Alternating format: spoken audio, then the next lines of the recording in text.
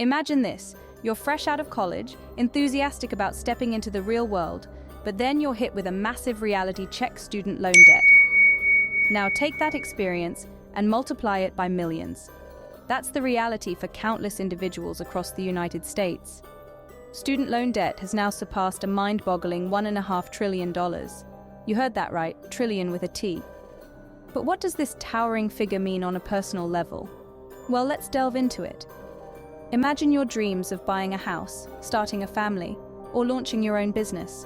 Now imagine those dreams being pushed back, or even completely shattered due to the heavy burden of student loan repayments. This isn't just a hypothetical scenario. It's the lived reality for many. Let's take the story of Jane, a bright young woman who graduated with a degree in computer science. Despite landing a well-paying job, she finds herself struggling to make ends meet due to her hefty student loan repayments. Jane's story is not an exception, but rather a common narrative among graduates. Over the years, the student loan debt has only grown, drastically outpacing wage growth. This creates a widening gap, making it harder for individuals to climb out of the debt pit. The repercussions extend beyond personal finances, affecting mental health and overall quality of life. But let's not forget, these loans were taken with a purpose: to gain an education, to secure a brighter future. The irony, however, lies in the fact that the very tool meant to enable dreams is now becoming a hurdle in realizing them. So, we've seen the magnitude of the student loan debt, but what about the controversies surrounding it? Are the challenges faced by individuals like Jane a result of personal choices, or is there a systemic issue at play? As we move forward, we'll dig deeper into the controversies and try to unravel the complexities of the student loan crisis. Stay tuned, because we're just getting started. Interest rates, credit score impact, and more, the controversies surrounding student loans are many. So let's unravel this knot, shall we? First up, high interest rates. It's no secret that student loans often come with higher interest rates than, say, a mortgage. This means students start their working lives with a significant financial burden, which can seem overwhelming. But is this a necessary evil to keep the system running, or an unjustifiable burden on those seeking education? Next, we have the impact on credit scores. It's a common misconception that having a student loan automatically tanks your credit score. In reality, it's not the loan itself, but how you manage it that matters. Missed payments and defaults can indeed damage your credit score. However, consistent, timely repayments can actually help to build a positive credit history. And then, there are the difficulties in loan repayment. Many argue that the repayment system is unnecessarily complicated, with various plans and options that can create confusion. But others maintain that these options provide flexibility, catering to the varied financial situations of graduates. So, are these controversies justified, or are they misunderstood?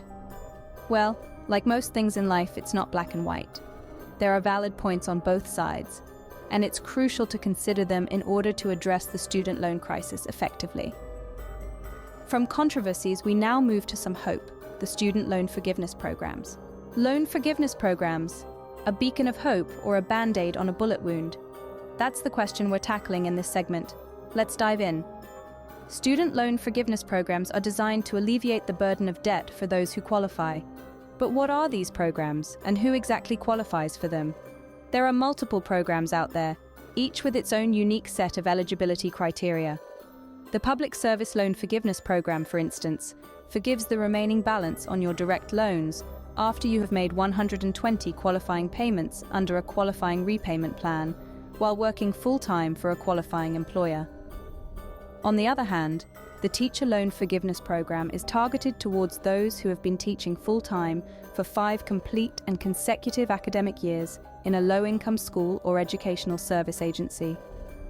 The program can forgive up to $17,500 on your direct subsidized and unsubsidized loans and your subsidized and unsubsidized federal Stafford loans. But here's the catch. Are these programs a sustainable solution or just a temporary fix?